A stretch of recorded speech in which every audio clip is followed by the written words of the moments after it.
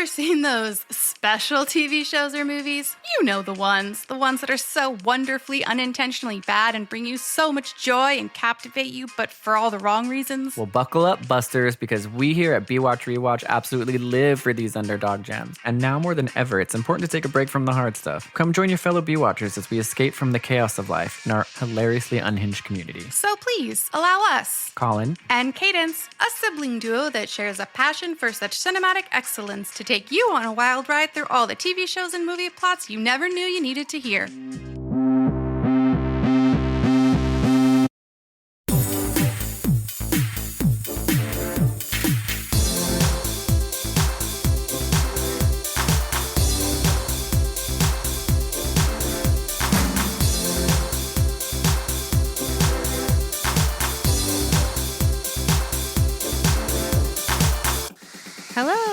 Hello. Welcome. Oh, I usually say hello. I know. Well, I started it and then I was like, oh. Yeah, you did that real awkward. Okay, go. Just pretend I didn't do that. Now I'm going to be awkward. Now I'm overthinking it. Okay, let me do. Hello, everybody. It's Colin. Hi, it's Cadence. And today we are getting to the core of all the world's problems. Oh, yeah. And that's the most it's a literal little play on words. That's the most literal way to describe this movie. We were recommended this movie from a listener, which is interesting because when Colin was visiting over the summer, we were trying to pick a really bad movie to watch. And this was one of the ones we almost watched. Because believe it or not, we do this shit in our spare time when we see each other. Lots of movies we've seen that we've never covered for the podcast. Story. Yeah, I know we say it at our podcast, but it's legit what we do when we're together. So we were like coming up with the list of non-B-Watch podcast movies just to watch that are bad. And I picked The Core. Yep. And even from the trailer, I could not imagine. It looked so amazing. It was just like... Okay, it's like, what are we going to do? We're going to nuke the Earth's core, and we're going to hack into the Earth's computer mainframe. It was just the most early 2000s, like, tropey action world-ending movie you could possibly get. They took a lot of elements from a lot of other movies, combined them to make this. I will say most of those elements came from Armageddon, if I'm being honest. When I say a lot, I mean 90% of them came from Armageddon, which I get. Armageddon's a great movie. We've talked about it before. Loved it. Good. Armageddon. But because of that, you're like, I feel like I've seen this movie before, and there's like a couple things that I've seen from all the and I think there's one line in the movie that was my favorite where it was like, we're gonna hack the Earth or something, because this is right when, like, you know, the internet was a big deal. 2003, right? Yeah, we didn't know what the internet was even capable of. Oh, we didn't, but apparently you can hack the Earth. So there was hacking, there's nukes, there's fighting, there's Earth, there's death. There's natural disasters. There's a drill that goes to the center of the Earth. There's science. There's astronauts. There's birds flying flying out of the sky. Freaking science. Are you kidding? The whole movie is actually scientifically 100% correct and like accurate. You're right. It was written by scientists. They asked a group of scientists to come in and create this. They were like, what's a really realistic scenario that you as a scientist feel is sound? And they were like, oh, we've got the perfect idea. It's all about the core of the Earth, and it just stops spinning. The magma core of the Earth just stops spinning. Just one day, stops. We don't know the reason. We are scientists, but we're not fucking gods, right? We don't know why it stopped spinning. We just know that it did. And we need to know that we need to Austin Power drill this shit down, set off some nukes, reignite it, and that should get the world started, just like nothing ever happened, right? Here's the thing. If you have something spinning at an intense force, and it stops spinning suddenly, the best way to get that spinning again is to blow it up. The thing that most people don't realize is, like, bombs kickstart things. And so it's kind of like jumping an engine. And it's a pretty simple overall, like, as complicated as it sounds, like, overall, it's not that complicated. You just jumpstart the middle of the Earth. So, like, we're scientists, so it might be a little over most listeners' heads, but that's usually what happens. And, like, if the Earth itself, not the core, but the Earth itself were to stop spinning, you would shoot a missile at it. Oh, right? yeah. At its axis on its equator. Right. You would take a spaceship up, and then you would launch one down, but you would have to launch it at just the right angle that it would be like it would hit it and it would start spinning. Like yeah, a top. like when you skip a rock on a lake, yes. it's like you want that missile just to barely graze. To bink it enough that it think of a globe on, when you spin it. Think of that.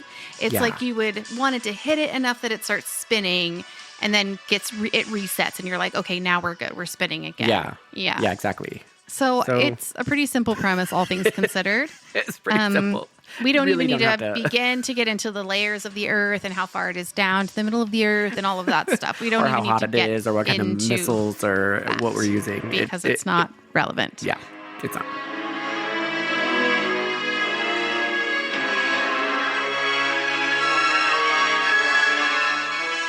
All right, so as we said, this movie is called The Core. It was made in 2003. It's a sci-fi action. It's long as fuck, 2 hours and 50 minutes. It stars Aaron Eckhart, Hillary Swank, DJ Quells, who was like the tall, skinny guy from The New Guy. He had a big run in the early 2000s. Stanley Tucci, who doesn't love the Tunch, and some other people, but those are like our 4 main characters, kind of, ish. You said Hillary Swank, right? Yes, of course I said the Swanks. Okay, sorry. I got distracted by the Tooch because I love him so much. And I love the wig that they put Tooch in this movie. I love it. Oh, give me that Tooch wig all day. Okay, so Cadence, break down a very high-level overview summary of this movie. Okay, but also can we just remember that Stanley Tucci was the gay BFF in Burlesque, and he was amazing in that movie? Yeah, he fucking threw a paper airplane at Cher. No, Cher threw a paper airplane at him. And he got it. I don't know finances. I don't know what this is. I don't know what I'm looking at. Wagon wheel and he always had his feather boa. Anyway, loved him in that. As he was gay, Cadence. Obviously, Oh, you okay? You okay? I just got excited with Stanley Tucci in a feather boa. You were like, oh my God, Stanley Tucci in a boa. Okay, the very big overview of this is that there's an anomaly happening. There are people dropping dead unexpectedly, and at first it's a small thing, but then it increases in sizes. And along with that dying, animals start dying. There's lots of lightning. The aurora borealis is happening in the sky, and everybody is stumped. They find a professor, Dr. Josh Keyes, who is played by Aaron Eckhart, who discovers, based on some very vague mathematical scientific equation, that he thinks the center of the earth has stopped spinning. He finds a very famous, and when I say famous scientist, I mean this guy has paparazzi around him all the time. This guy's giving autographs all the time. Scientists do. Hello, y'all see Bill Nye? Hooking up with ladies left and right. Tyson Neil deGrasse, we get it. Neil deGrasse Tyson. You get his name wrong every time. I can't tell you how many times on this podcast you have called him. And every time I say deGrasse, which is not from the show his name. Yes. I just picture Drake just being like Drake in a wheelchair, just being like, and then the multiverse has 4 different types of cellular construct. Like, just like teen drama mixed with like what? Oh, that would be a funny joke. Neil deGrasse Tyson and just like the scientist in high school and have it be like a drama, but also a comedy. That'd be funny. I was actually talking to a mutual friend of ours that was like, you guys should absolutely do Degrassi. Like, just so excited about it. I've thought about that. We kind of debated for one of our little sub things that we're doing right now. We're doing Baywatch Nights, and we're also doing another podcast, Laguna Beach, on Rewatch as Reality. But we were kind of debating what to do, and Degrassi came up, and I think it would be incredible to do Degrassi. I think we should do it next time. I think it'd be fun. I've never seen it, and I know it was like a big deal for that generation, so it'd be fun. But if you guys have any suggestions for us, reach out to us on social media, Bewatch Rewatch. We'd love to hear if you have any kind of even slightest little idea of what we should do for our Patreon or our little side quest or for next season. Just shout out, let us know. Also, follow us on Patreon if you want to have a little bit of extra fun in your life. It's only $5 or a lot of extra fun, or a lot of extra month. $5 a month. We do Baywatch Nights, which has been incredible. Way easier to digest episodes. They're a lot quicker and more. I don't know. I want to say like informal, but this is a pretty fucking informal podcast.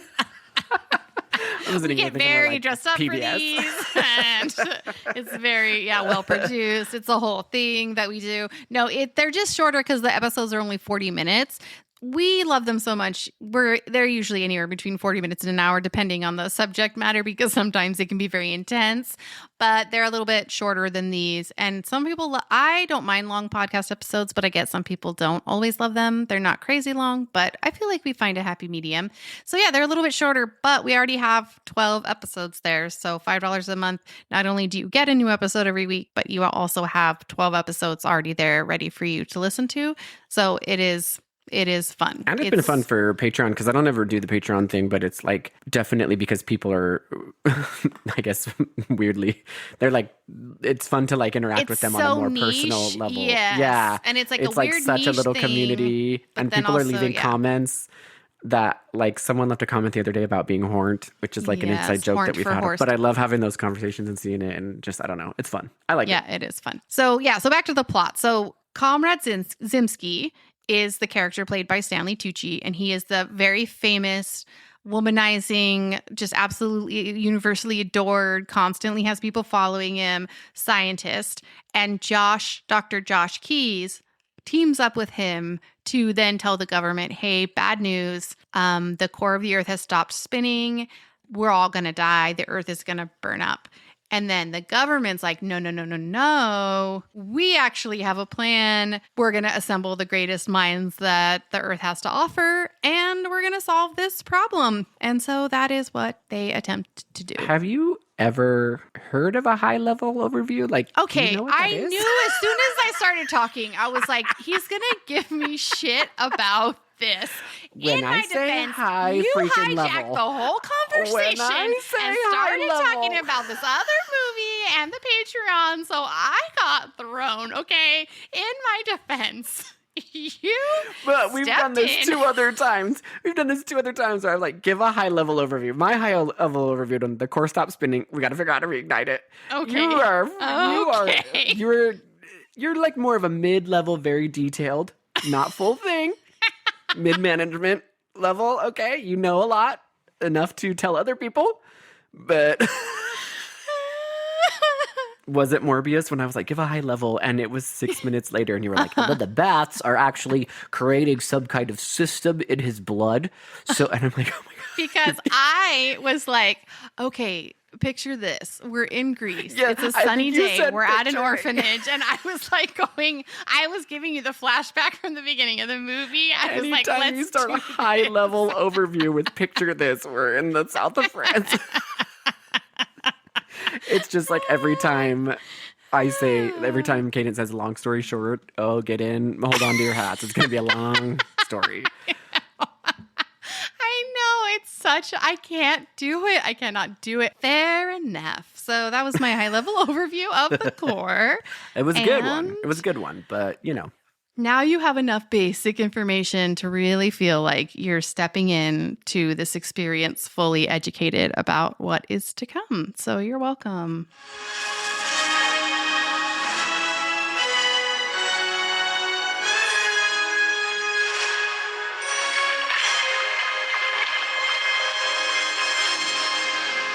This movie opens with kind of like a red herring. Not like an actual red herring. No, we're not like looking at a red herring fish, okay? That would be crazy. Dad jokes.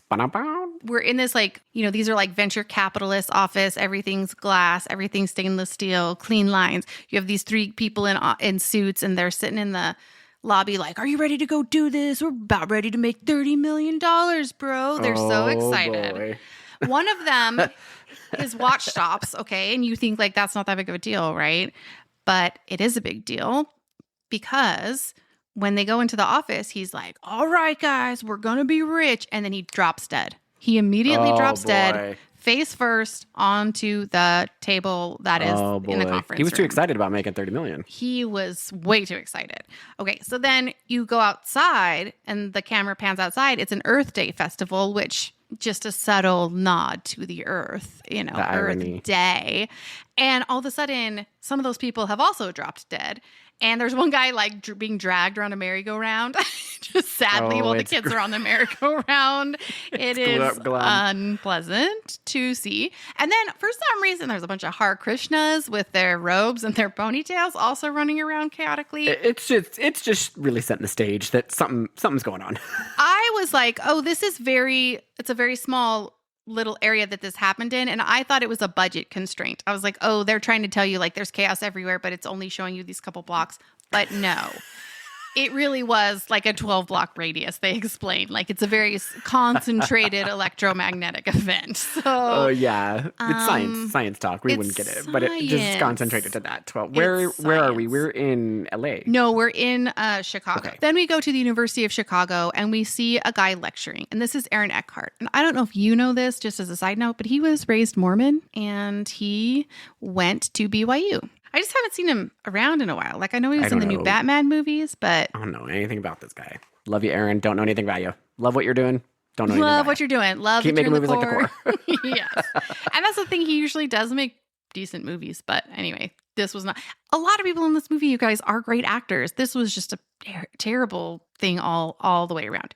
So he's lecturing at the University of Chicago. And you guys, they're just setting the stage. He's a cool, laid-back professor, okay? All right, let's have a demonstration.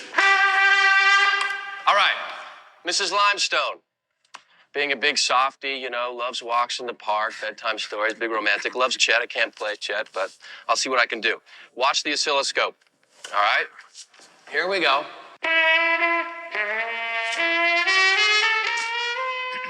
He's got messy hair. He's joking around. He's playing trumpets. I was just waiting for him to do some finger guns.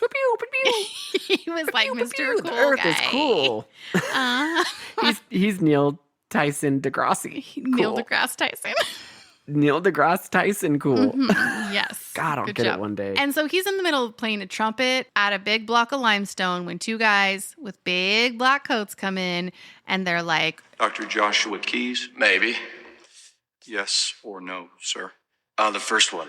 Are you Dr. Josh Keys? And he's like, maybe. And they're like, sir, yeah. this is not a time for jokes. Are you or are you not Dr. Josh Keys? And he's like, puts the trumpet down like, okay, I get it. We're not joking He's like that guy anymore. that just does not get it after a while. Like, no, sir, this is fucking serious. Like, stop. Seriously, please. He grabs his nose. Got your nose? Oh, you want it back?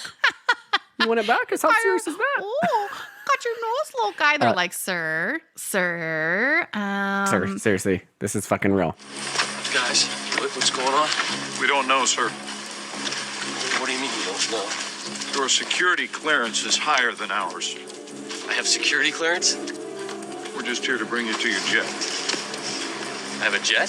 So he gets taken to, clearly it's like a bunker of some kind. It's like where they're having a high level kind of military meeting. The thing that cracked me up about this, they take him sort of in this underground cement tunnel, you guys. There's a big gate of, it looks like a prison bars that they have to unlock and go in. Then there's two giant soda machines. Yeah, people need to fucking hydrate. Two soda machines in a bunker? Like, it was such a weird What are you vibe. gonna drink? You stop getting thirsty because you're in a military bunker underground? I guess. And then hopefully they're free at least. Could you imagine like having to change those machines and make money off of those guys? But anyway. It's taken. I would just think that would be a hassle, but that's just me. He meets another guy named Serge, and this is important because he and Serge are old friends, and Serge becomes a main part of this cast. Serge is a Frenchman, and he is full of jokes. He is the most relaxed guy that you could possibly imagine. Serge in the dock. Serge in the dock at it again with their giggles Old and their friends. jokes. And he's like, have I told you that I'm having an affair? Yeah, on my job with my wife. Like... they are just jokesters, the two of them together. Okay. That's like not really a joke. That's just sad. It's just sad. Oh boy. Oh, Yes. that's good. That's rich. Okay, so then they're talking about French cheeses.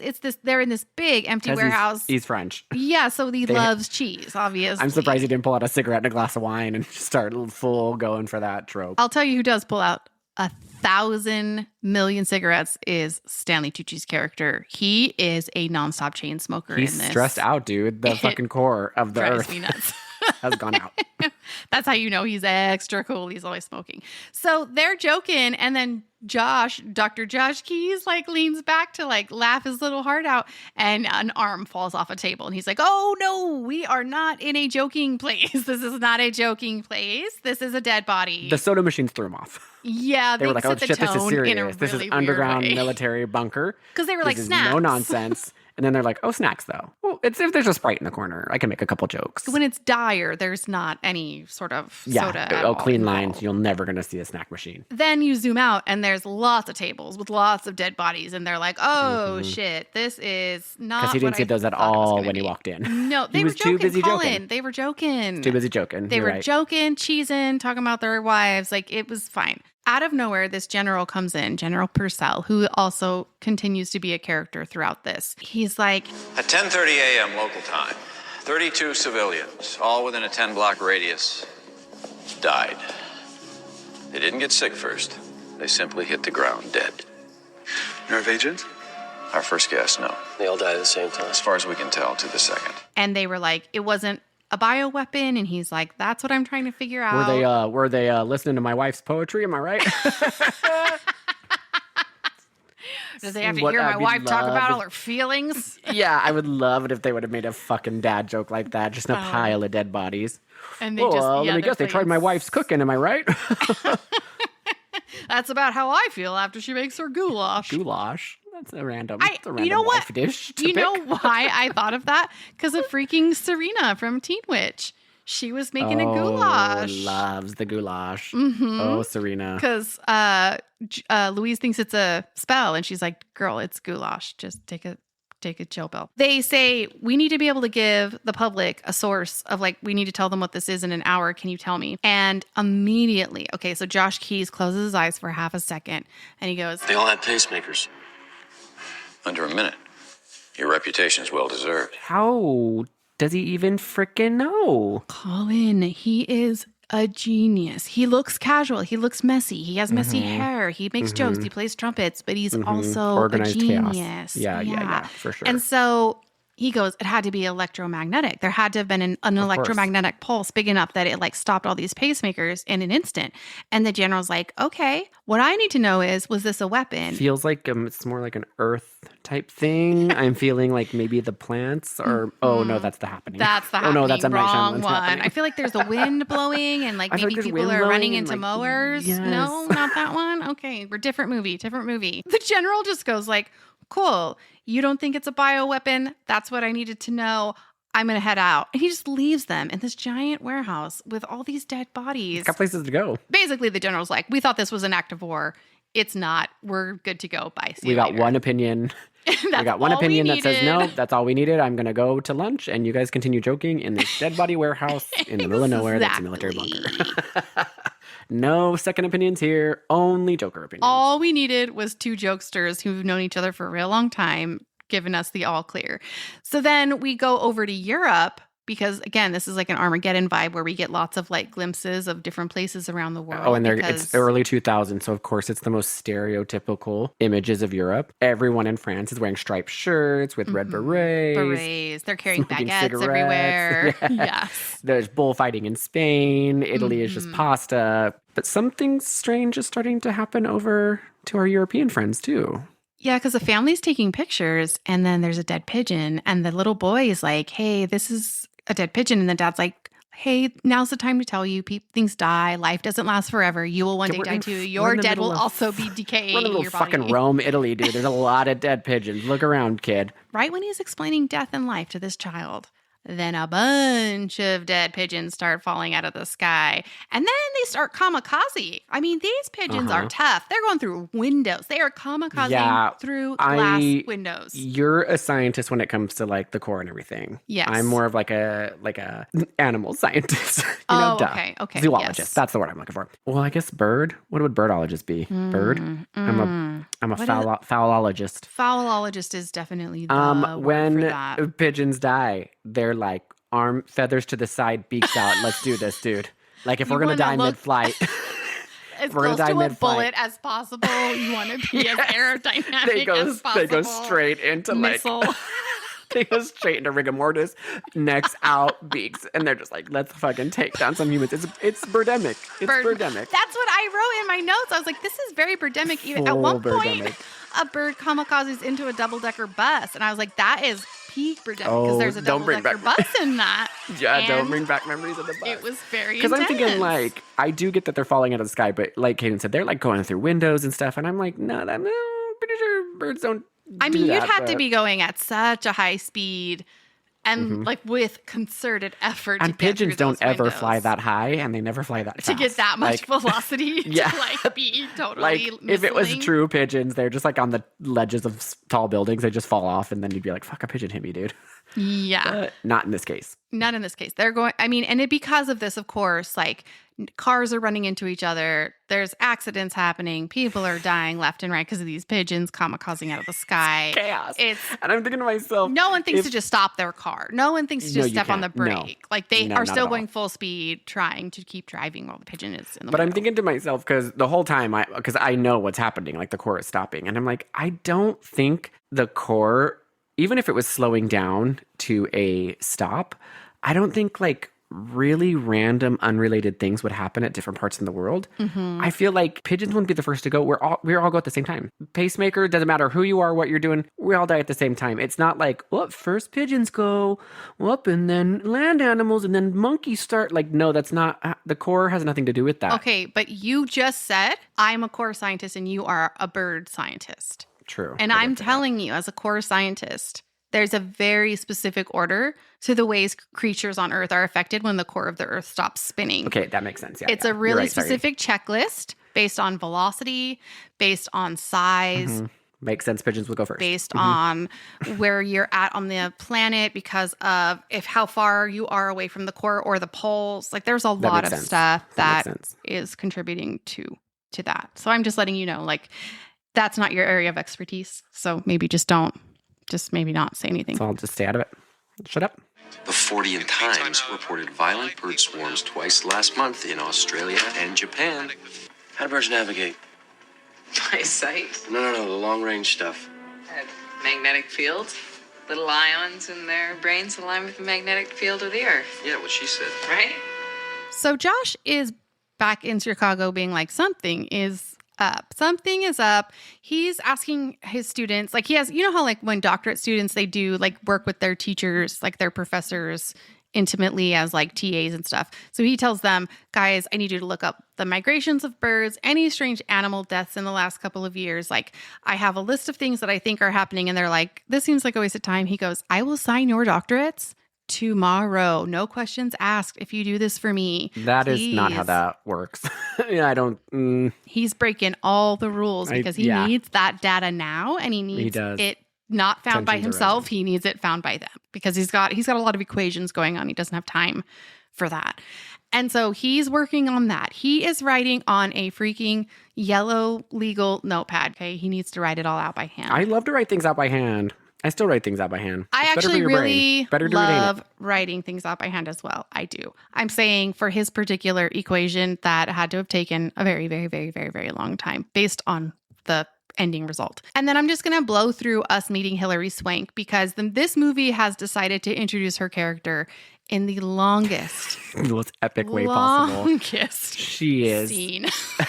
She's on a spaceship.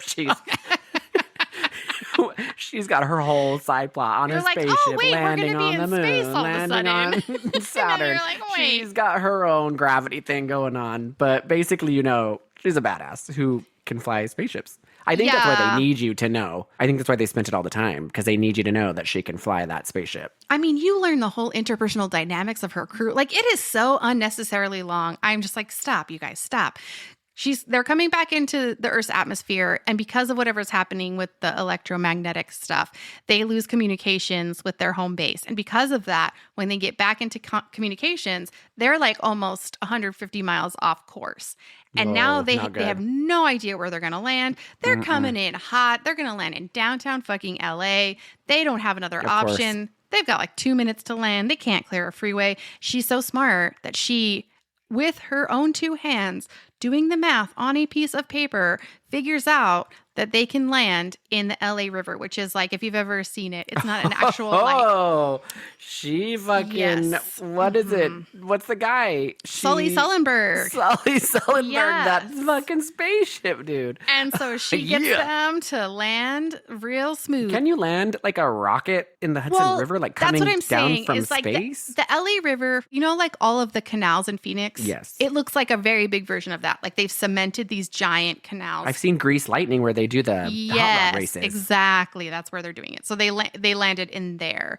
And so, you know, she's great at navigating.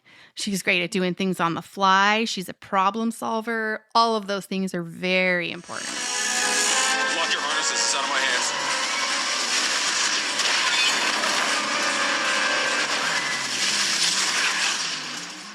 We've got her over here. So now this is where you meet my personal favorite character of this whole thing, which is Comrade Zimsky, which is Stanley Tucci, because now Tooch. Dr. We just have to call him the Tooch. The Tooch. Yeah, I don't He's think the only it's one that we'll refer Zimsky. to as the Tooch. Right. So Josh Keyes, Dr. Josh Keyes, the cool laid back professor, he's standing with all of his legal pads outside of this lecture hall, and out comes the Tooch. You guys, when I say he's famous, I said it before. He's got a crowd of people Mobs of behind people. him. And I'm thinking, They like, what are they? love him. What are they wanting him to do? Like, Some hey, of can them you want give us that autographs. equation? Can you give us that one equation that you did one in back in 2003, bud? Can you sign my Your yearbook? greatest Like, hits. Yeah, like give us your greatest hits, dude. Tell us that mathematical equation you did in the 97 lecture, dude. Like, come on, who does that? Nobody. That's not the world we live in. Like, scientists and like, you don't see Bill Nye being swarmed by fucking paparazzi. Have Like, you it ever doesn't seen work Bill that- Nye in public? Well, You don't that's know. very You true. don't know. That's very true. Hello. No, it's all right. It's all right. Hello. Thank you, sir. Dr. Zimsky. Yes, what's your name? Josh Keyes. Josh. No, sir, I don't need you to not sign it. I need you to read that. I'm sorry, I don't have time. I'm Sir. late for the White House, please. I need you to confirm my results, sir. Young man, do you have any idea who I am? Like, he's got this pretty woman next to him. He's like, make sure to get in touch with my assistant. I'm going to call you later. So he's like this womanizer, cool Smoking dude, nonstop. like smoking all the time with this terrible wig. Just cash. We just have to say Tucci, and you know how he's acting. Oh, yeah. He's so smooth. He's arrogant. So then Dr. Josh Keyes is like, hey, I need to talk to you. And he like tries to hand him his equation, and he starts trying to autograph it, because that's how many people want his autograph. When something is shoved in his face, he signs it. That's just where his brain goes. And Keyes is like, bro, I don't need you to sign this. I need you to read it. Right now. Right now on the steps of this I building with the know. paparazzi following you. He goes, well, what is it? And he's like, it's about the end of the world. And he's like, note taken. So they just immediately hole up together in an Oh. office somewhere, and they are That's all- checking that's all you the have to say. numbers. That's all you have to He's say. not going to be like, you're a crazy person, or like, maybe No. someone take Not at this all. from me. Like, he doesn't If vet I any need of to this. get a one-on-one with the prime minister of any place, I just go, I run up to their car. It's about the end of the world. And then they're like, Yes. you get in here. Let's talk about it right now. Yes. Make sure you bring that pen and notepad. And I'm like, End of the done. world. Yes. So they are together, and Tooch is like, I'm the world's most famous scientist. I don't understand how I missed this. You were too busy banging supermodels, dude. like, You were too busy lighting up cigs and walking around like your big dick energy to figure out I that, know. like, you are the world's top scientist and you don't know that, like, the core is slowly freaking starting to kill everybody. Come on. Yeah. So he is just blown away that he missed this. And they're like, okay, let's check, double check. But guess what, guys? It is final. The two of them they haven't asked anybody else. Again, all they needed was each other to verify the great. numbers. And between the two of them, they absolutely know that this is the situation at You mean hand. between the Tucci of them? Between the Tucci of them. That is what I meant. And they are in big trouble, and they need to notify the government, essentially. They need to call up that government and be like, hey, remember when you took me into that room of bodies? You just call them and say, it's about the end of the world. And then It's about the end of the world. And they're like, right through. So that's where we're at. They're about to let the government know they have some pertinent information. Oh, boy. You guys, sorry, I just got I just got a refresher of Hillary Swank. Oh, her hair in this movie. They did her Wow. so dirty. Wow. They did her She so looks dirty. like Raggedy Ann and Andy, but like mixed with the it. Like I don't like stressed out John and Kate plus 8. What are they doing? What is Right. this? Yeah, I'm going to go ahead and assume that she had cut her hair for Boys Don't Cry, right? Because she had like that really short hair and it was growing out. And you would think, okay, we got a lot of solutions. We can cut it into another cute little pixie. We can put a wig on it. Like there's a lot of things so we could have bad. done. What they did was say like, don't cut any of it. Keep the mullet. Get a straightener. Throw on some hair color. Hit it with a blow dryer. Make it real frizzy. And she's ready to go. She's ready It's to like go. a hairstyle I've never seen before. This looks a little chaotic. She looks like a 12-year-old named Brandon. Yes, it is very much like, because as someone who's had many pixie cuts and had to grow them out, I know for a fact that it is growing out hair, but there are ways to cut that grow out that make it look more stylish. And the fact that they chose not to do that and just let her bask in the glory of the mullet of the grow out was beyond me. I was like, you can't make that look cute. Went You for just it. can't. They're the most uncute haircut I've ever seen on a human. It's horrible. It's horrible. Her hair and Aaron Eckhart's hair are actually quite similar. Very similar. They're Yeah, very similar. His hair's Very better, similar. but they're a similar look. She looks like Long Island medium, just with red hair. Red hair, Long Island medium. Oh my gosh. I mean, not as Kind of. big, but Not as big, but but yeah. as dry and straight. Exactly. As dry and straight. All right. Ooh, we need to take a little intermission from this, the end of the world. It's heating up, feel if like you know what I mean. Oh, yeah. Well, you are a corologist. You are a I am. core. But I not can like make stomach jokes like core. that. No. Like earth I don't. core. I mean, I love Pilates and I do core work, but not. Yeah, but like I more do like core earth work in core. more ways than one. Core work on my body, core work on the Yeah, like earth.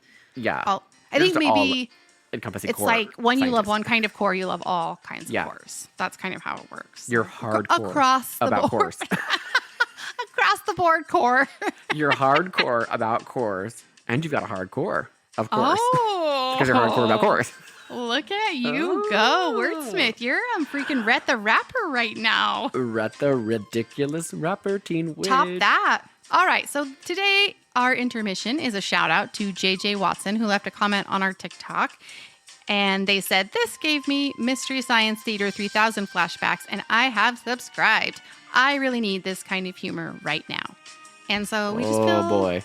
honored. JJ. We love Mystery Science Theater 3000. Oh yeah, absolutely. It is like the vibe for what we do. I should also say, as a side note, I did not know Mystery Science Theater 3000 existed until I was an adult. Colin and I were already pulling this bullshit a long time ago when we were kids. And when I was an adult, someone told me about You showed Mystery me Science Mystery Theater. Science Theater Yeah, and 3000. then I showed Colin, and I was like, oh my God, these people made a living doing the thing that we just do for fun in our free time. I love it. So- That's the greatest compliment we could get, honestly. Thank you, JJ. That was the best. Yeah, we appreciate you taking the time to, send us a little message and say something nice about us. So if you want to send us a recommendation, if you want to leave us a review, that would be super helpful. If you want to leave us a nice comment just to lift our spirits, that would be fine too. On TikTok, on Instagram. Any social media, we're there. Yeah, we're we're there. there. Someone We're just on it. recently, so back when we did the Twilight series on YouTube Music, we got copyright struck because I guess I had a little bit of music in the episode. And normally they let you just edit it out and repost it.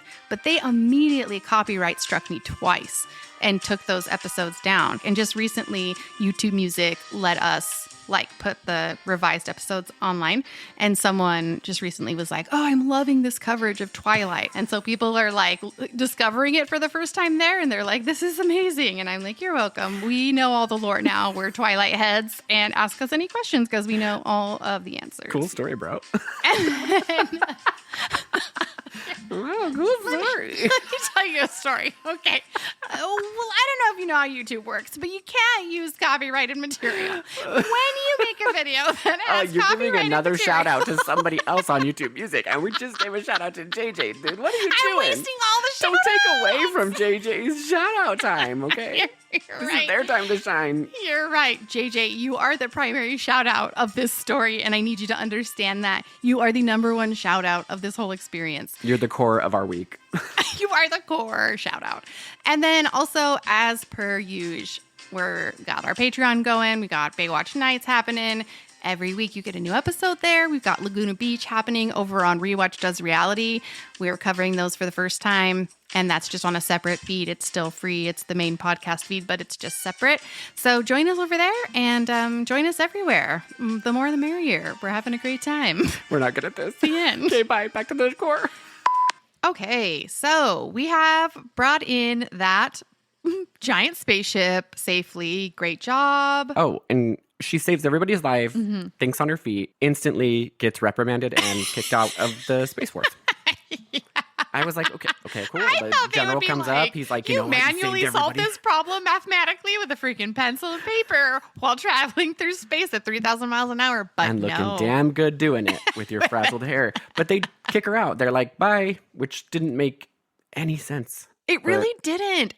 This is a really weird little note, but I thought Gum, okay, this sounds so stupid, but I thought Gum was going to play like a really important part in this movie. Oh, because she loves smacking that gum around. It's like, Oh, boy. I don't know if you noticed this, but in the very first scene where Dr. Josh Keyes is teaching, there's a kid blowing a big gum bubble. Then when they meet Rat, he uses a gum wrapper to do something. And then when she's waiting for her reprimanding meeting, she's chewing gum and It has to was swallow fucking- it. And I was you like, know this it was is going to show spearmint. up for something. And it didn't. Spearmint gum, They like, sponsored it. sponsored it. You know they did. I mean, after the soda machines, then that makes total sense. you It was know. product placement. Anyway. So Dr. Keyes and Serge, they literally get kind of kidnapped in the middle of being at a bar. Like the government just comes and like Men in Black status just come and they're like, Yeah. you got to come with this. Like But my after favorite they part left of- them in there with a dead body and like let them fend for themselves to find their way out, then they like are like, you know what? Actually, we need you back. needed you back. And my favorite part about this scene is because they're just like at a bar, like at a pub, just talking about those dead bodies. The Men in Black kidnap them, and they make Keyes give like an impromptu speech in front of like the government. Like I don't like. He's all literally you, tucking Keys. in his shirt, like all his hair. you. He's had a bunch of to drink, and they lead him into because Men in Black, they don't give any information about anything. It's top secret, and they push him through these doors, and it's like a room filled with like 200 men behind big glass desks. Like, okay, tell us what we're doing. And he's like, I actually don't know. You just brought me into a giant room full of dead bodies earlier today, so you need to fill me in, friend. What are we doing here? But Tooch is part of that crowd. So I'm sure that Tooch. Listen, if there's a organized all meeting this. of important people, Tooch will be there because he's the most important person in any room, and he'll let you know that constantly. Oh, he did, because he's the only one in that room that spoke. So Keyes has to give this, like, he's like, look. I think he picks up, like, a piece of fruit.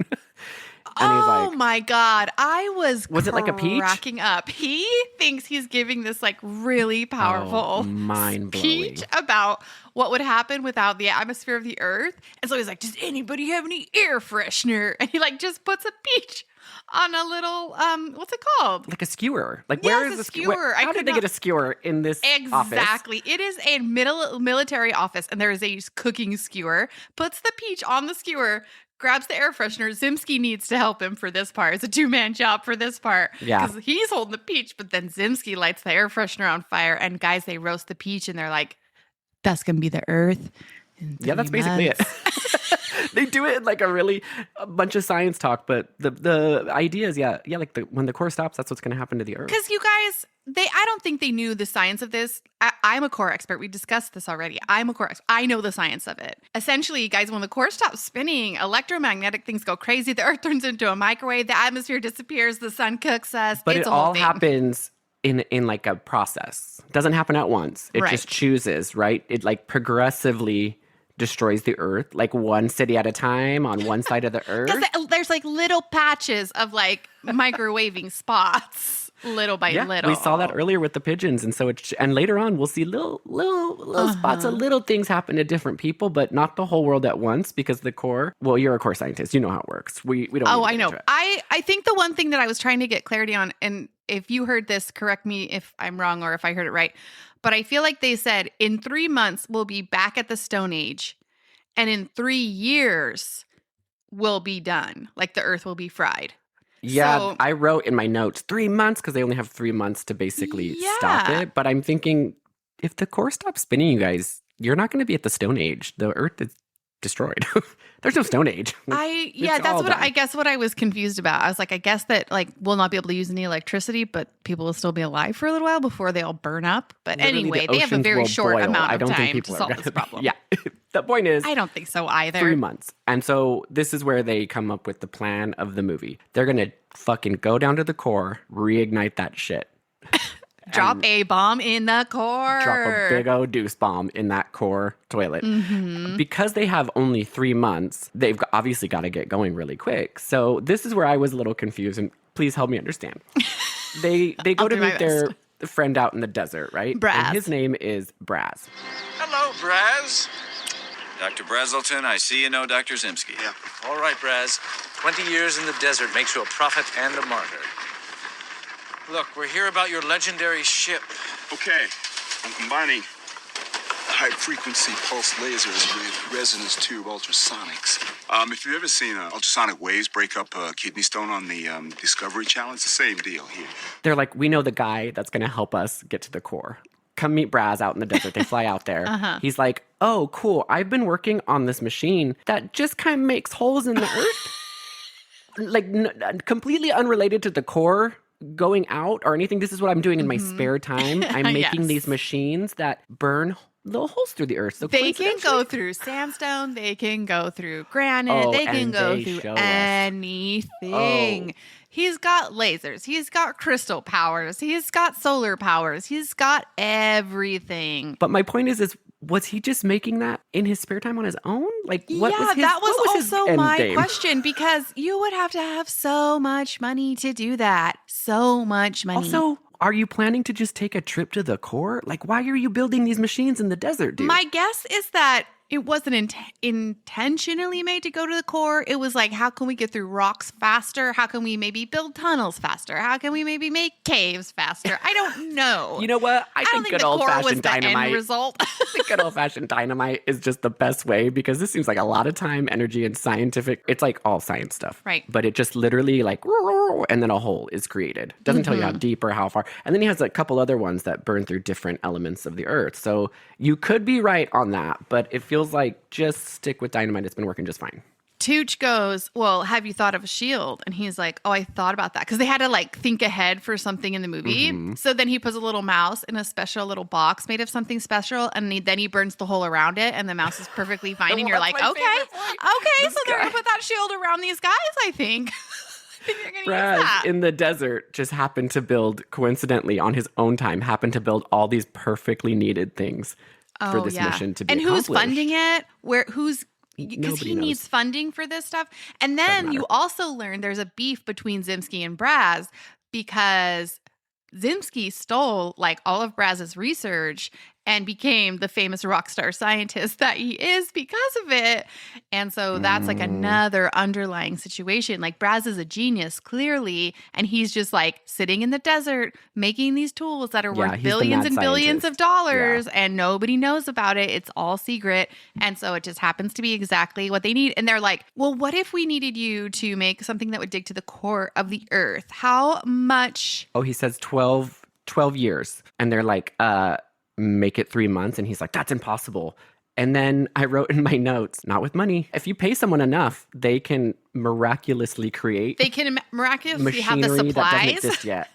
They can teach a whole team to build something that's brand new. They can have all the parts they need. Like it is, and because they're like, how much do you need? And he's like, 50 billion. They're like, cash or check. That's what I mean. Like, even if you had all the money and you're buying platinum fucking mouse collars for your experiments, money can't accelerate like scientific processes to create machines. You need a team. You know how many people to build that fucking train And even thing? if you had a bunch of those people, again, like you can't force it. It's just gotta happen. It's gotta Anyway, be a natural. I thought it was funny, but it's that classic, like, make this happen really quick. And he's like, pay me. They're like, yep, done. Because he also happens to have a big enough warehouse in the desert to construct this giant ass train, because it is like a train, you guys. It's a train that's like heat proof and can bore through the earth. Like, it's a whole thing. Yeah, I'm trying to figure out the best way to describe it. It looks like just a big old dildo. Like, it looks like a big old dildo that goes through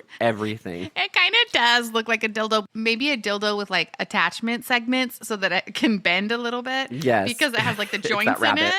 it. It was very strange. But the point is that they need a team. And this is like your classic, we're going to assemble a team to do this impossible mission. We see it in all the best movies. They're like, get this person, this person, this person. And they this do, but there's person. one person missing from this team, because right now they've got the Tooch, they've got Keys. We've met Hill Dog. You know she's coming back around in this team, right? We've yes. spent 30 minutes meeting her. So we've got the funny one, we've got the hot one, we've got the smart one, but we don't have the tech one. Right? We need, someone's got to always need a tech run the one. computer. Always. And they find, this is where DJ Quills comes in. And he is, this scene where they introduce him, because again, the Men in Black go to find him, is the most peak early 2000s, like what a hacker is I've ever in a seen. dark room, no windows, a bazillion computers, tons of motherboards. He's got every screen going, and he's panicking because he thinks the FBI is there to arrest him for his hacking. So he's using magnets. He's running them all over his CDs in the motherboard. microwave, putting floppy disks in the fucking garbage disposal, which again doesn't totally work. He's freaking out. He is absolutely losing it. And they come in and they're like, we need you. And he's like, oh, you're not here to arrest me for the hacks I've been doing? And they're like, nope, something else. No. But my favorite part about this scene is they really have to convince him.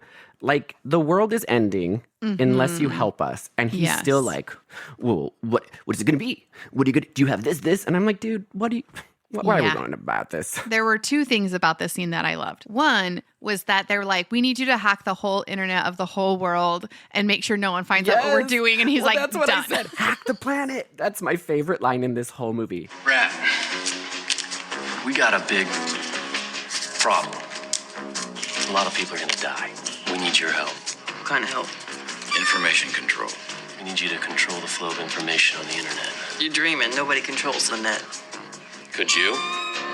With unlimited resources? You want me to hack the planet.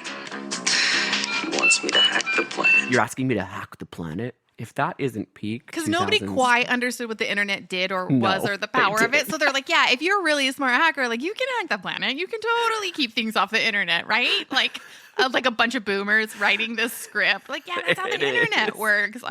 Just one guy, and it doesn't really explain how they found him. I mean, obviously he's a very smart hacker, but like, is he the best in the world? Well, the general says you have been convicted of 64 hacking felonies. So they know but that he doesn't broke necessarily into mean he's a good hacker. he broke into the government's mainframe, Colin. He's a great yeah. hacker. He is a great Shut hacker. your You're mouth. right. He Sorry, he is. compromised national security. So then the second thing that happened in this that was so perplexing to me is he unwraps his piece of gum. He gets his gum wrapper. He grabs freaking Josh Keys' little Nokia phone. He uses the gum wrapper to whistle a tune into the Nokia phone and then goes, You've got free long distance on that phone. Forever. what on earth does whistling Whoa, into bro. a Nokia phone do? You are a hacker. I take everything I said back. Dude, you are a hacker. I What did not was understand that. I thought he was being like facetious. Like I thought he was being like, you know what I mean? Did that person really get long distance for the rest of his life? 'Cause Like I he thought was just joking being around like, I'm so smart, like you're so dumb, and I know Yes, so much that's- about hacking that you're actually going to think this is long distance as a joke, though. I was like, no, he's being real. He's being No, he is. serious. He's got to show off his skills because he's arrogant. You're totally right. It is, and again, comes back into it. And There's 3 significant moments with gum that I'm like, they're gonna gum together the bomb at the end or something. But no, they just really wanted to show gum that is several so times. funny. Up We have to close. show a couple clips of this guy because I just was giggling so hard, and the music in the background is like rock, and he's obviously And they're in a giant actors. like warehouse that's completely empty in order to do this interrogation thing. See, you're like a core expert. I also am a hacker Okay. expert, so Then like, I know a defer little to bit you. about I that. defer to you Like, during this. When you hack, you're in a dark warehouse and you only wear a hoodie. Okay. And you put the hoodie over you and you hunch over your keyboard. And you actually can't leave your house. You just put things, the microwave's right by your computer because you're always eating because you can't leave. And you need And you don't 100 care about health or anything. You're just No, like, no. whatever's easiest Sunshine, and fastest health, and I can nothing. put into the microwave is what I will put into my body. Yeah. You're living. You are part of the internet. You're living in it. Oh, so. I like that view of it. It's like you have hacked in mentally and emotionally to the interwebs. I get it. Yep. I get it. That's exactly what he did. Okay, if I decide to do this, I'm gonna need an unlimited supply of xenotapes and Hot Pockets. Hot Pockets. They help me concentrate. Sounds fair. Okay. So the only reason I find this really funny is because, well, let's just back up a little bit. This movie is so fucking long. You guys, it's so long. 2 hours and what, like 2 hours and 30 minutes or It's something? over 2 hours for sure. Yeah. And there's just a lot that doesn't need to happen and a lot of scenes. And one of them, we watched Hillary Swank literally Oh, land the a landing spaceship. of the spaceship was a whole separate Was- movie in and of That was itself. a whole separate movie. Yes, that was 25 minutes. But then we have a whole other section of where they just berate her for landing it and they kick her out and they tell her, like, fuck you, you'll never have a chance of coming back. Yeah, you're The out of next- NASA, bro. Out The of next NASA. scene that we see Hillary in, they're like, Remember how we told you were out of NASA? you're the only person in the whole fucking world that can actually fly a spaceship to the core. So you're back on. Yeah. Oopsie. You're right back with this girl. Sorry. It's like, not only do they kick her out of NASA, she's the only person that can possibly be qualified to run this spaceship to the core. Of Nobody course. else. Because they're like, even though we're punishing you for thinking on your feet and manually solving the mathematical equation of landing the spaceship safely, we also acknowledge it took a lot of skill to do that. And so we need your skill in navigating. We jumped the gun a little bit on that one. We may have Sorry. been a little rash. We may have been a little Sorry, rash Hill kicking you out. Dog. We just were angry. It was weird. You fucking landed a spaceship in LA. We were stressed, okay? We're sorry. Sorry.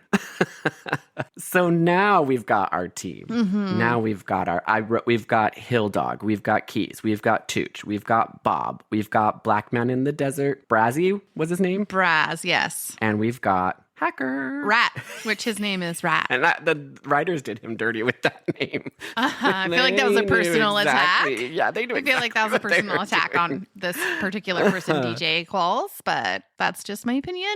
But they have put Dr. Keys, Josh Keys, in charge of the whole team. But you guys, Josh Keys can't even tie his tie. He is fumbling around. He is just like, I have no idea how I'm going to run this team. But Hillary Swank knows how to do everything. And she's like, You're an astronaut and you can tie a Windsor? Mm-hmm. Is there anything you can't do?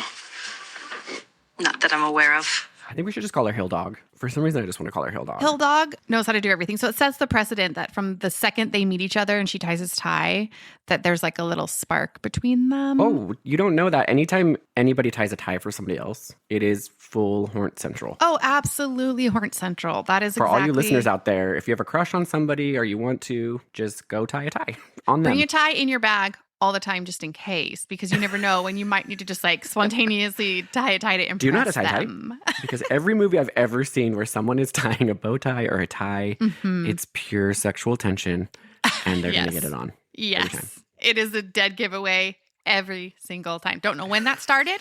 Don't know who thought of that and I like why it. they Good keep trend. it going. But they Good keep trend. it going. It's still happening, and I'm grateful for it. They have to put together, so they've invited like all the world leaders essentially to this like secret little base that they've made in the desert. Josh has to give this speech to everyone, which also serves us because it's a giant voiceover for exposition. Like, I know you're all the finest in your fields and have come a long way to be here. So I'll outline our program over the next 3 months. Dr. Brazelton will supervise the building of a ship which is capable of reaching the center of our planet. Once there, it will deliver an explosive charge large enough to restart its core. Dr. Zimski will calculate the scale of the explosion needed. This is a program I designed to simulate the effect of nuclear detonations on the core.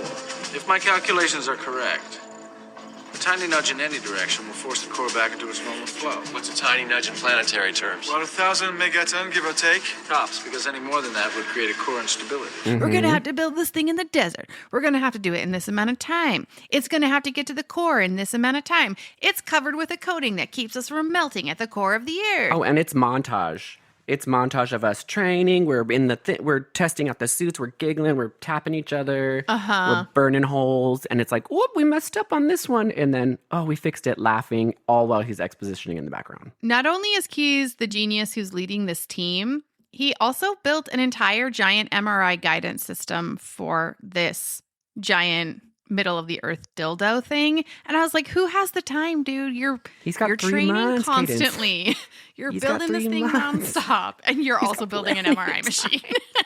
MRI training for a mission that nobody's ever done, using equipment that isn't built yet, having a goofy old silly billy time while you're doing it, falling in love, all at the same time in 3 months. Definitely can be done. Action-packed, dude. Action-packed. And there's also one little side character that I just want to mention because she comes up a little bit later. She's named Stickley. They call her Stick for short. But she was the one that helped Hillary Swank navigate the spaceship landing. And Hillary Swank's like, or Hill Dog's like, I cannot do any of this core bullshit without Stick. She needs to be here as part of this team. Hill Dog and Stick. They're and two peas in a pod.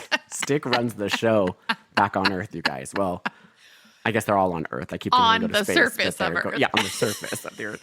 So while we're having this fun little montage and the government's been let in, you guys, we know what's going to happen, right? We're all on the same page, listeners, watchers.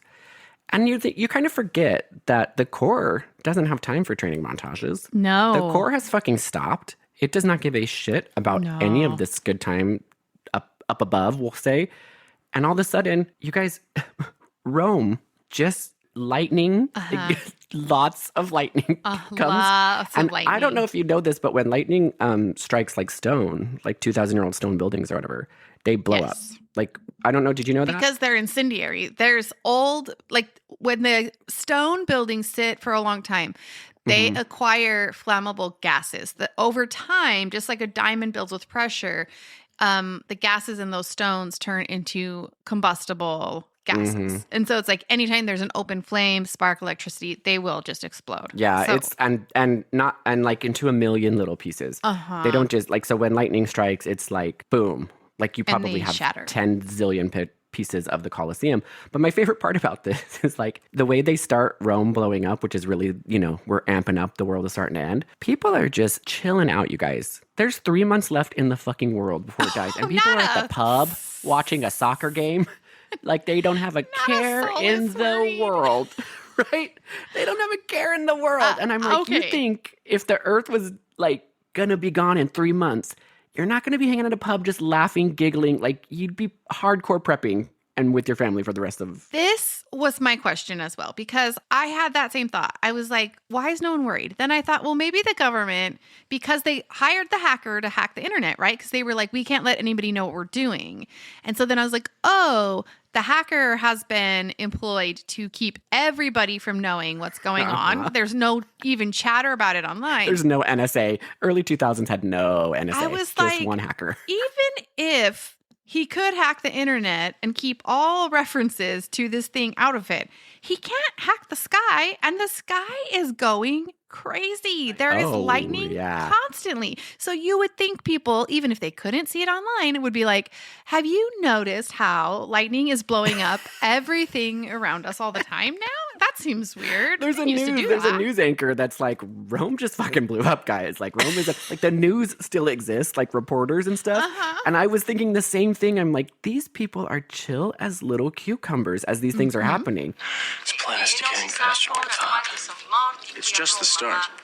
Soon there'll be EM spikes and microwaves will break through the weak spots. All right, get this ship in the ground now. So Rome blows up, and that's when everyone's like, oh shit, we thought we had 3 months to get this done.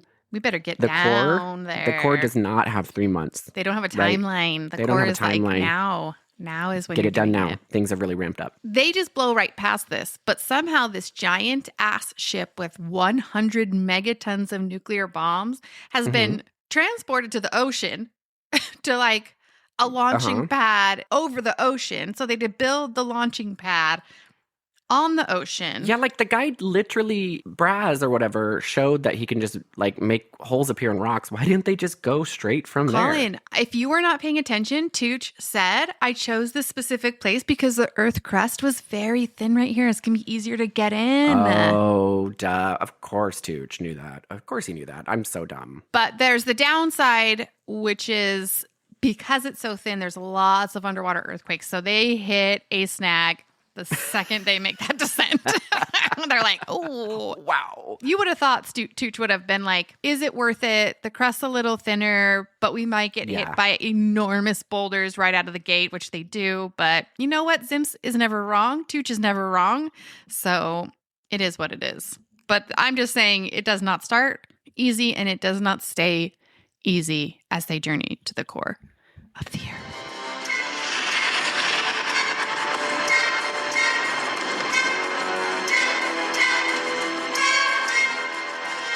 Cadence and I are a little confused about the timeline because this machine, this like dildo rocket that goes to the core, like it can't go very fast. I'm pretty sure they said it was going to take them like 7 days. Yeah. They're going through Earth's crust. And you guys... They're also navigating with an MRI machine because you can't see and there's no lights or anything. So... Yes. And I don't know if any of you listeners have had an MRI. That shit takes a long time. A very long time. I'm imagining it's just like... And it's like, yep, rocks in front of us. Yep.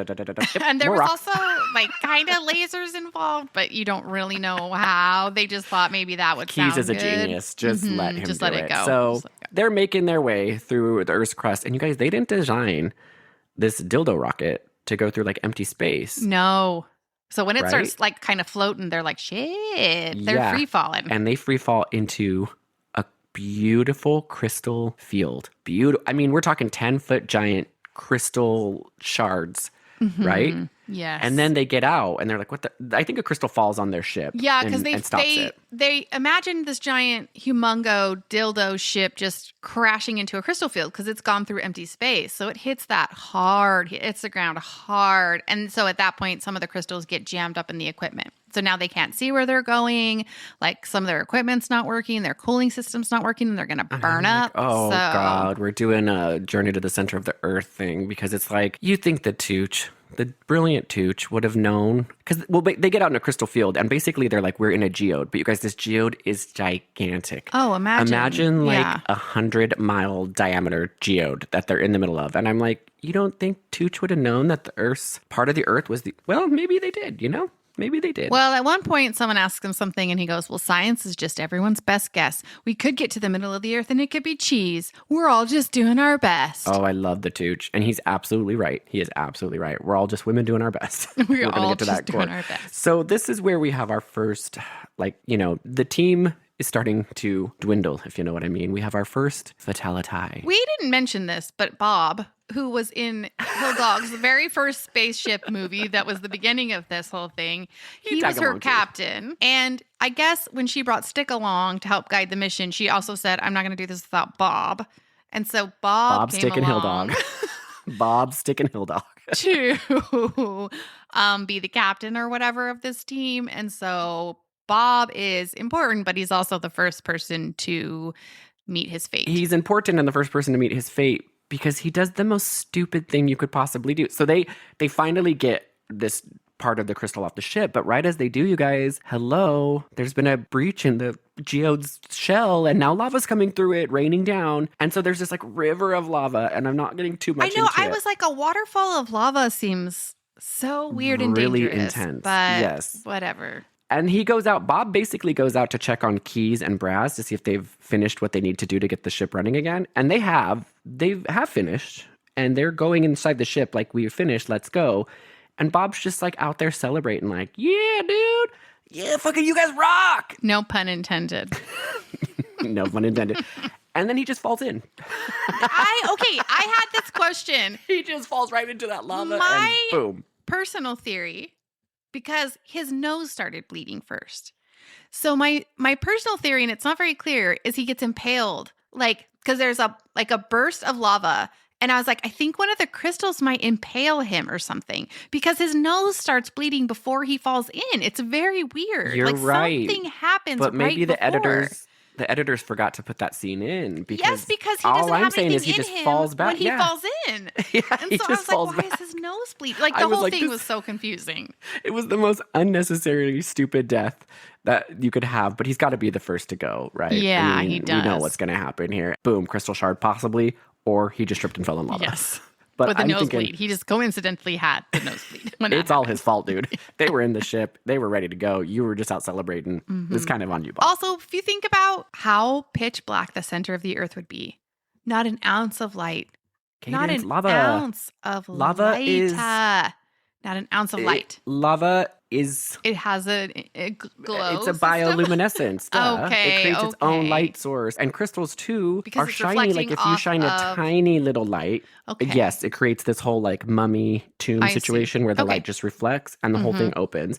And the lava is a light source. So, yeah, you can see. Okay, that makes total sense. I totally get it. So they're sad because Bob has passed away and they realize, like, okay, this is life or death. We kind of knew that before, but now we really know it because someone actually died.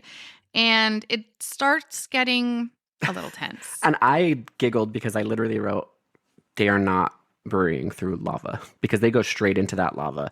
And I'm like, Colin- what is this fucking ship made out of? If you would have listened to Braz at the beginning, I did listen to Braz at the beginning. you and would I have still heard have no that idea it could how. withstand temperatures. Whatever this, he names it something really specific, like omnitonium or something. Like he gives it a very cool name, which implies it is all powerful. It can withstand temperatures up to like 5,000 degrees. You know It what? is You're right. impenetrable. He's been working on this in the desert for a long time. I shouldn't question. And it. how Should he not. came up with this much obtonium in 3 months' time, don't ask, don't worry about it. He got Don't- $90 billion. He dude. had The a lot of government money. paid for it. He had a lot of money.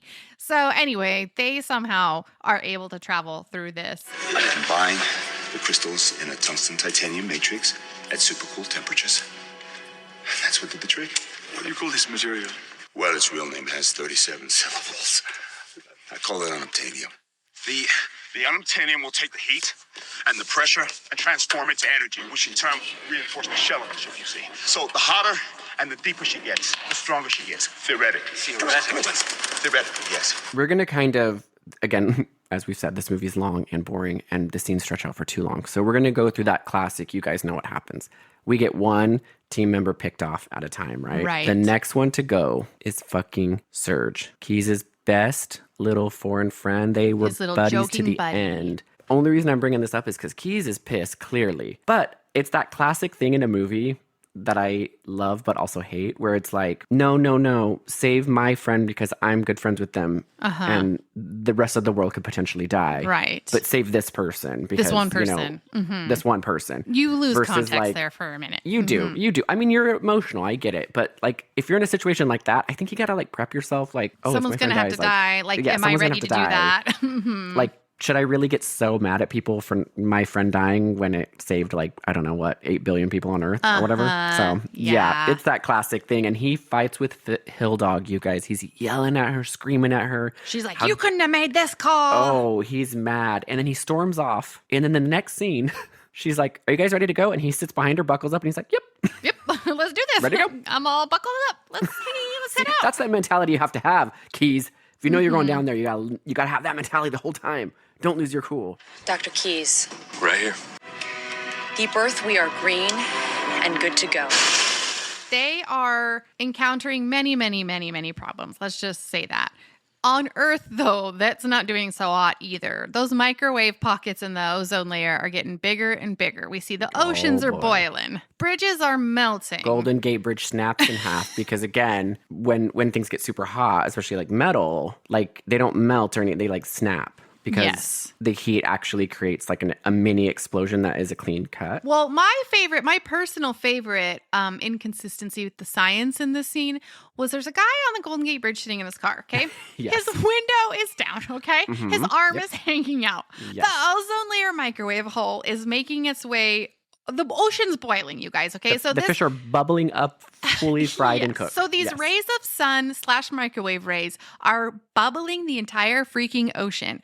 When the rays get to this guy's arms, they're like, tss, they like And he kind of goes, sunburn him a "Ow." little bit, and he's like, "Ow!" And he puts it So inside the he car. Rolls But up his tires- window, his rolls up his tires window, pop. and then the whole bridge melts, and I'm like, okay, so these microwave rays I thought fucking melted a bridge, and they just barely sunburned this guy's arm, and he was I thought protected the as soon as same he thing, rolled up his too. window. I was like, everybody on that bridge would be fully cooked. You'd be It would be fully dead cooked so bodies. fast. But I thought the exact same thing because I was thinking like he puts his arm in because he's like, "Oh, it's really hot out," and as his tires are popping and the bridge is exploding and right before this happens, all the fish in the freaking bay come up, and I'm like, so he would be so He would be so dead. He would be quickly. I love barbecued that. charcoal Oh, pile I love in it. his car. And so there's just a lot of inconsistencies about the dire situation on the surface of the earth, but that is a different story. Okay, so back to the ship. You guys, they have encountered a problem. It turns out that the core of the earth, and this is back to science talk, I will understand this, you will not, but the core of the earth is not as dense as they thought it was. So the weight of the bombs and the angles at which they have to disperse them, it's not going to work. It's not going to do what they thought it was going to do. So Tooch is like, all right, let's pack this puppy up and head right back to the surface. It's time to do Project Destiny. And everyone's like, pardon me, what? Record stop. Scratch. Project That's me what now? wondering what the fuck Project Destiny is. Yeah. You might be wondering how I got myself into this situation Yeah, and what is exactly. Project Destiny? Yeah, so you guys, Zemsky was part of a project years before Project Destiny. He developed a bioweapon that could start earthquakes anywhere on Earth, and no one could figure out who started them. So in testing Destiny, guess what? He's the reason that the core stopped moving. Oopsie. To begin with. Oopsie. Stop I the know. Earth's core. Project Destiny stopped the Earth's core. Oopsie. I feel like I would have murdered him right then in the ship. I'd have been like, okay, you're dead. Right. But you know what in my notes during the scene, I wrote, is Tucci kind of hot? You're gross. I'm disowning you. You are disgusting. Shut Was anybody else thinking like Tucci was kind of hot in that scene? Colin, I wanted I don't to know. strangle the Tooch with all of my But, like, might. I was cannot he- believe you said that. Kind of hot though, like a little bit. No. In that scene, I don't know, like kind of sweaty and angry. Like I don't know, maybe. And that wig. Oh my God. I've never been more disappointed in you in my life. It's literally in my note. Is Tucci kind of hot right now? But yeah, it's chaos down there. Now we've got, not only do we have people dying left and right, now our internal core detonation team, now they are also just like an earthquake breaking apart, right? Oh, I like that metaphor. I like that metaphor. Yep. The tension and the pressure it's building is causing a quake within the group. But who I can like that. possibly maybe bring that group back together? Give you a hint. They like Hot Pockets and they're on the surface of the earth. That would be Mr. Rat, my friend, Mr. Rat, because he now is going to hack them messages about Project Destiny. And he well, hold on just real quick. You might be asking, how does he hack the messages? You guys, he hacks the MRI machine so that it spells out A big words. giant message. Not even like MS-DOS, like typed letters. Wow. I'm eating crow pie right now because he is the world's best hacker. I don't know how he hacked the MRI machine to give messages, but he found a The way. second that you doubted Rat was you were in for it. You were going to look like a fool because he was the best. He was the best.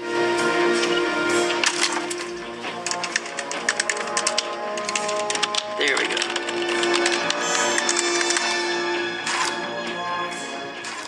I'm still giggling at the MRI hacking. I can't get over it. Cannot get over I know. It was that's how smart Yeah. he is, because he's like, oh, they're just going to think I'm sending them basic MRI messages and no one's going to think anything of it. They don't know that They don't I'm know that I'm sending pictures actually of words over the hacking into MRI, the machine images. and creating images with words. Which also seems like it would fuck with the navigation, Neither here but nor that's there. I Neither here don't nor even there. want to go there. You might be thinking to yourself, well, if Destiny caused this problem, then clearly Destiny can fix this problem. And you and Tooch and the general would all be thinking the same thing. Because it turns out, unbeknownst to the crew on this dildo ship, that was the backup plan. And now that their equations have been fucked because the density is different than they thought it was going to be, they find out like, oh, okay, we'll come back up because we're going to do Project Destiny. And they're like, no, give us one more chance. So now you guys, the whole mission has been reconfigured. Now they want to manually go down there, drop the bombs in a different location, manually detonate them, and then still try to make it out on time. But here's the hitch. They say, if you want to do Destiny, fine, but at least let us try. But in the meantime, the hacker's job is to slow down Project Destiny. Because Keyes is like, rat-a-tat, slow down Project Destiny because you're a hacker. So you can hack the government and stop all their emails from hitting each other. Yes. And we're going to try to reconfigure real quick because I know we can do this. So they're sending little secret messages. Down on the bottom, Keyes and Braz are just working so hard. And again, I know we've said it 1,000 times, but the scene is 30 minutes of them just trying to figure out. Of them trying to solve an equation. Oh, boy. I literally wrote, I said, my God, so much hacker and technical jargon screen time. It's just like literally probably 15 minutes of them just sitting there talking about the logistics of how to do this. And Tucci's in the background just like, blah, blah, blah, blah. So finally they decide. So finally they come up with the plan, right? Well, Tucci is like giving him shit because he's like, well, it took me and 400 of the smartest people on Earth to even come up with Project Destiny in the first place. So if you think you're going to solve this problem, you're an idiot. But then all of a sudden it hits him. He has the solution, you guys. Well, that's what I wrote. I go, Tooch. Tooch literally says, I mean, it took me and 400 of the world's smartest people to come up with the first plan. And you're going to figure it out with Braz. And then I wrote, nope, Tooch knows. Oh, for God's sake. All right. I'm hitting him again. No, Braz, no, look, I have a theory. Are you interested? Yes, we're interested. Then let me smoke a cigarette and I'll tell you. So he knew. So he's going to make a new plan. And why didn't he do that and start at the beginning? Who knows? But he actually saves the day. Tooch just comes right in and does everything. That's why he's a rock star, which also Tooch caused the problem. So Tooch solving the problem seems less impressive because I'm like, Tooch, you did this. He created the problem, and then he gets mad that they don't want to solve the problem his way. So then he creates a new way to solve the problem. And they don't. I'm like, what's the point of all of this? Why did I just watch the last fucking half hour of this fucking awful movie? Yeah, Tooch is exhausting, but he gets to smoke a cigarette, which is all he really wants. And he has to deliver a monologue. He loves cigarettes so much, he delivers his whole monologue with the cigarette in his mouth, which He's full Jurassic Park, hold on to your butts. Couldn't even take it out to explain this equation. Yeah, full hold on to your butts. Yeah, that's exactly what I thought of too. Samuel L. Jackson explaining stuff. So they come up with this new plan and they have to retime the bombs, like all this jazz, okay? In the process of this, they realize that one of the compartments they need to get to is there's a problem. Of course. And they need to send someone in there. But the hitch is if that person goes in there, they're going to be dead because they're going to burn up as soon as they do the job. So they draw straws. They do. And they draw straws, and Braz gets the shortest straw, and he's ready to go down there. But then Tooch is like, nah, Braz, let me see that damn straw. And I wrote, like, why the hell would Tooch even want to see that? Because basically what he did was he just folded his straw in half. He gave him 3 equal straws, and then Braz folded his in half so that he, like, actually chose to pick the shorter one. And so he goes away, and then Tooch is like, wait a minute, let me see. And I'm like, why would you even care? He got the smallest straw. I know. Just let him do his thing, dude. But Tooch is like, no. And the only reason he wanted him to, like, do it correctly is because he just didn't want to be made a fool of. And I'm like, Tooch, you're already a fool if you're stopping this whole thing. The guy just wants to go down. This is his baby. He built this thing in the desert. He's going to do it. And you're like, well, I'm not going to do this the right way. And you're going to make a fool out of me. And I'm like, okay, Tooch, now you're not hot. I want you to. Wrong time, wrong hill to die on, Tooch. Just fucking go away. You caused all of this. Wrong hill to die on. So yeah, he's like, I'm going to go down with the ship. I built this thing. It's only fair. So as he's going down into the hole, Tooch is like, because remember they have beef. And so Tooch is like, this is your ship, Braz, but I wish to God it would have been our ship. And they hold hands for a brief moment. Nope. Not redemption. Nope. You fucked him over. You stole his stuff. You became a rock star. Yeah, that's what I said. I was like, fuck. Yeah. Fuck you, Cincy. And he didn't even say No, sorry. he did not. He just goes, I wish this was our ship. I thought he was going to fully apologize for stealing all of his intellectual property. But he's like, oh, I wish we would have done this That together. does not make... Braz is like, fuck you, Sims. You got models and paparazzi following you around. You've got your government glass buildings that you get to control. And I'm about to get burned up in my ship. So, nope. Because of you. Because you caused this whole problem. This does not count. I would have punched Tucci right before I went down the hole. I was like, this is not redemption, but whatever. So that guy dies, and now we're just left with the three of them. Braz, the father of the ship, dies. All right. So the last issue that we come up with in our attempt to get to the core and detonate these bombs is they have to manually, don't ask me why. They have to manually handle these giant ass, 1,000-pound bombs, okay, that are hanging from a chain. And there's only 3 people left. In the middle of the dildo ship. And there's only 3 people left. They do not have equipment to move these giant 1,000-pound bombs. It's so dumb. The chain breaks and it rolls on to Stanley Tucci. He is squashed by the giant bomb. And so now he's stuck in that compartment and he's like, you're going to just have to get out of here. I can't get out from under this bomb. Bye. I'm literally stuck. Give me a cigarette. This is what it is. So bye. Tucci dead. And at this point, I literally wrote, give me a break. How long is this movie? I want to die. I feel like I'm on the ship with the team and have been on for years. Not in a good way. I hate this. Just blow up the fucking core already. That pretty much sums it up. Because I also was like, this made me laugh. So Tucci is squished. He's like, Keys, get the hell out of here. Keys talks to Hilldog for quite a while. They're like, okay, we gotta figure out where to drop these bombs. Like, if we don't outrun the repercussions, we're gonna die. We gotta get back to the surface. Blah blah blah blah blah. But then you cut back to Tucci and you're like, oh, he's alive in that compartment. Yeah, he's been alive this whole time, just laughing, smoking a cigarette. I thought he was for sure dead. Whole half an hour. Nope, he's still in there. And then he's squished his little leg under that bomb. And then he's like recording his voice on his little tape recorder. And then he goes, you know what? What the fuck am I doing? He puts it down and then he blows up. So they cut back to him just for that moment. I'm like, I already thought he was dead, you guys. Yeah, we all thought he was dead, but this movie just can't fucking end. Can't end. It's gotta drag it out. Going. So let's just get to the end of this one. You guys, Hilldog, Keys, the only 2 left. They are geniuses together. They figure out how to do everything right. They do it right. And then this is where time and space don't make sense because it took them, 7 days or something to get down to the core, long time, right? Yes.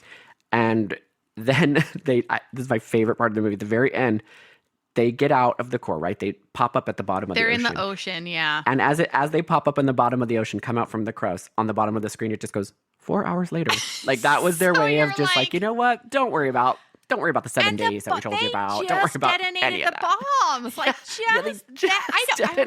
what? How did you get through the freaking entire Earth in 4 Don't worry about it. Don't worry. You know what? The writers just thought, the director's like, just put 4 hours on the bottom of the screen. At this point, they've all lost. It's been a deprivation tank kind of situation. They don't even know where they are anymore. Jesus. And so they're not even going to care how much time has passed. They just want this movie to be over. They basically get out. They survive. And Hacker, the only thing that will bring up is that they're at the bottom of the ocean. All their equipment's dead. Nobody knows where they are. They don't know if they're surviving. And they're like, we're dead down here. We're dead. No. Because Hacker is not only an amazing hacker, he is a zoologist, marine biologist. And he knows that the whales are making noise because they hear the magnetic... Yes, there's like a brief sonar pulse coming off of that dildo ship at the bottom of the ocean. And the whales are speaking to it, and somehow... the hacker hears the whales speaking to it. And somehow the fact that the general and the hacker are even on this naval ship in the middle of the ocean right by where this landed makes no sense. I thought they were back in Washington, D.C. The whole time I thought they were in D.C. They were at the secret spot.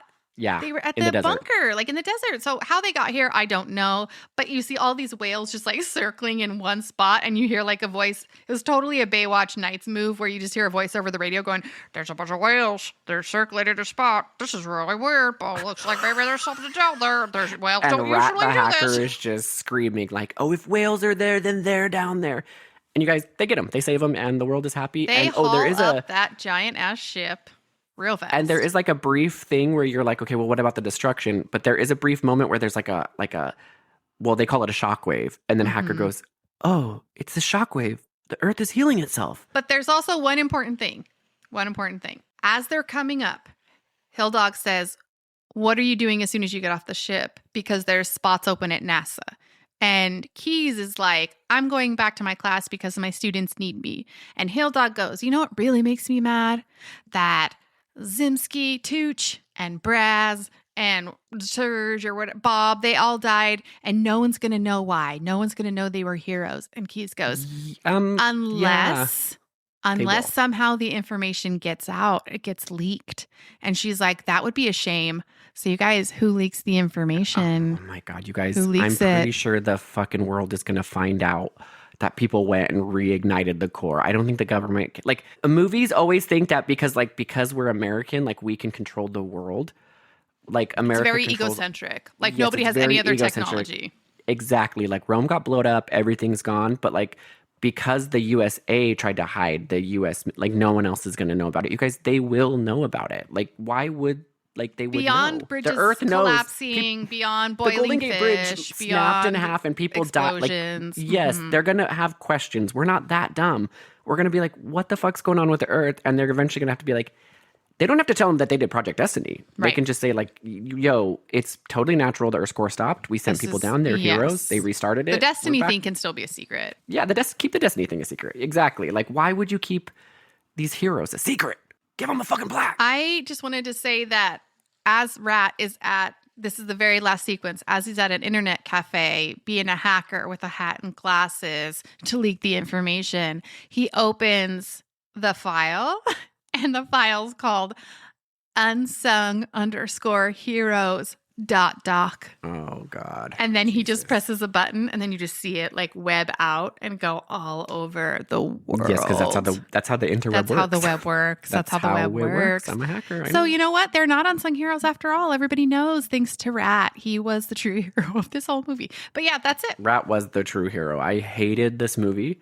It was so fucking long. There were scenes that there were so many scenes that just did not need to be in the movie at all. They could have gone through the first half of this movie in like 30 minutes tops. Oh, I cannot tell you how many scenes there are where I was like, when they were talking that whole time, I was like, I'm dying. We're 2 hours in and they're still like, well, how do we figure this out if we shoot the bomb this way? And I'm just like, just fucking get it over with. Yeah, we know what's going to happen. The team, all the training. Like, there was just stuff that I'm like, you guys, we could have just blown right through wildly this. Disjointed. I think they were just wanting to do too much. They were trying to make it like an Armageddon situation mixed with an apocalyptic end of the world situation with like a love story with like government cover-ups, and then you throw in the hacker. Like, they were just doing too much, and they could not. And I think they were trying to also send a message about like the Earth and taking care of it. Just trying to do too much at once, and it was a horrible mess. This was a horrible. I felt so bad. There were so many good people involved in this. Like, I just cannot imagine. Sometimes I wonder, what did the script start out as, and what did the script end up as? Because a lot of times in like development, if too many producers get involved or studios get involved, then it can kind of get like disjointed. So I'm like, maybe somewhere deep at the beginning of this, there was a good idea that just evolved into this insane mishmash of post-apocalyptic adventure movies. But who knows? Maybe the real it was shitty star from of the the beginning. show, in my opinion, was Hillary Swank's hair. That's what I'm going to say. I agree. So that's what I took away from hair this stole movie. Every scene that it was in. Every scene. So we all win because we get to see that sweet hair. All right. Well, we journeyed to the core of the Earth, and it was 100% a waste of time. And yeah, thanks for listening. See you next week. Until next time. Bye. Bye.